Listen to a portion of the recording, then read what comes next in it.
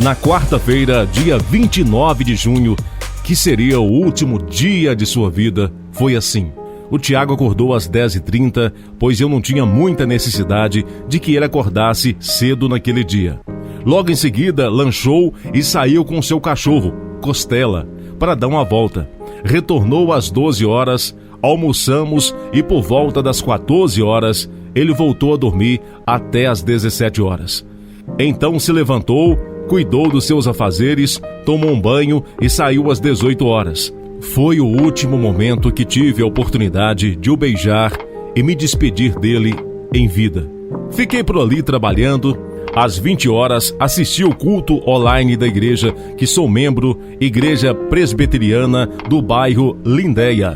O tema da pregação foi Das Trevas para a Luz de Cristo. Foi uma pregação forte que ficou cravada na minha mente. Às 22h05, o Tiago me enviou um zap dizendo que já estaria voltando. Às 22h39, eu perguntei o porquê da demora. Às 22h45, ele me respondeu dizendo que estava tudo bem, que havia demorado um pouco por estar longe, mas que já chegaria. Como era de costume, às vezes ele demorava e me enrolava um pouco. Fiquei tranquilo. Fui tomar um banho enquanto ele chegava. O tempo passou. Quando já era 23h30, tentei contato com ele. Não visualizou mais. Continuei enviando mensagem, ligando, mas não conseguia um retorno mais. Quando passou da meia-noite, resolvi sair de carro juntamente com minha filha, na tentativa de encontrá-lo pelas ruas. Fomos até uma praça no Barreiro, onde ele estava se divertindo, mas já não havia mais movimento algum por lá. Até que uma amiga dele nos informou que tinha acontecido um duplo assassinato naquela região e que possivelmente o meu Tiagão seria uma das vítimas. Ao encontrarmos com policiais ali perto, perguntamos a respeito e eles confirmaram o falecimento de Tiago e do seu amigo Jonathan. Disseram, inclusive, que os corpos já haviam sido levados para o IML e que já poderíamos ir direto para lá. Foram momentos de muita angústia e sofrimento indescritível. Os amigos mais próximos começaram a chegar, nos dando apoio e começaram toda uma movimentação para a recepção dos demais amigos e parentes que viriam de longe para estarem conosco numa hora tão difícil.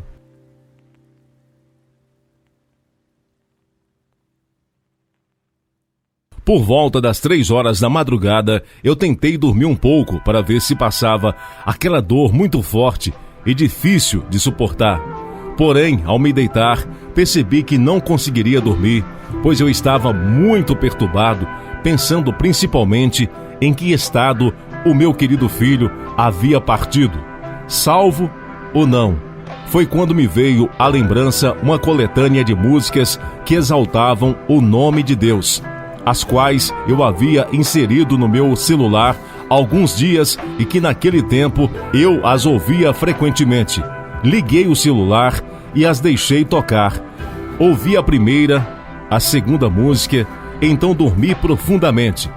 Mas logo após uns 10 minutos, acordei ao som do refrão da música Além da Medicina, da autoria do cantor Gerson Rufino, que dizia o seguinte: Ele vai além da medicina, quando ele estende a sua mão, quando já não tem saída, quando já se perde a vida, ele ainda tem a solução.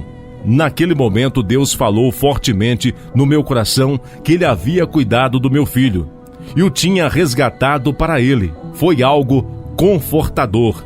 Imediatamente fui até a sala onde estava minha esposa e a chamei para relatar a ela o que havia acontecido comigo.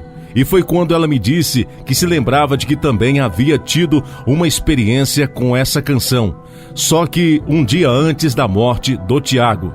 Terça-feira, dia 28, onde ela havia louvado ao Senhor durante todo aquele dia. Confirmou-se então o que eu estava sentindo quanto à salvação da alma do meu filho. Dizia claramente: eu resgatei para mim. Após esse momento, consegui dormir e descansar bastante. Acordei pela manhã bem melhor e com uma força muito grande que certamente não era minha, mas do Senhor Jesus em mim. Por volta das 11 horas, fui ao ML acompanhado pela minha filha, o meu irmão Mateus e o pastor Marcelo. Cuidamos de todos os procedimentos e voltamos para casa por volta das 17 horas. Ali em casa já havia chegado quase todos os parentes e amigos que puderam ir.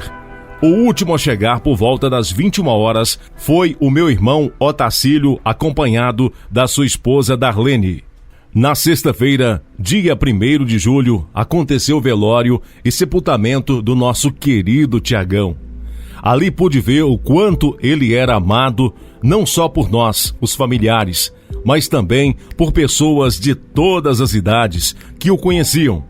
Parecia que havia morrido uma pessoa famosa, pelo número de pessoas que ali acompanhavam todos os procedimentos até o sepultamento. Às 17 horas, acompanhei uma belíssima homenagem que seus amigos fizeram a ele e ao Jonathan, próximo ao local do homicídio, e logo voltei para casa.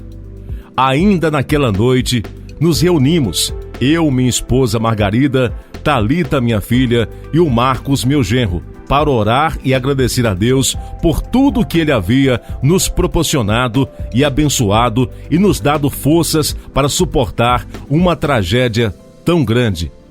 Ali ficou bem claro que o Tiago havia sido recolhido pelo Senhor Jesus e que o resgatou da morte para a vida eterna. Sábado, logo pela manhã, Deus me deu a direção de contar essa história para a honra e glória dele, para que muitos, ao ouvir esta história, saibam que o nosso Deus é poderoso para nos livrar de qualquer mal aqui nessa terra e ainda nos dar a salvação da vida, nos dando a vida eterna. Título da história: O resgate da morte para a vida.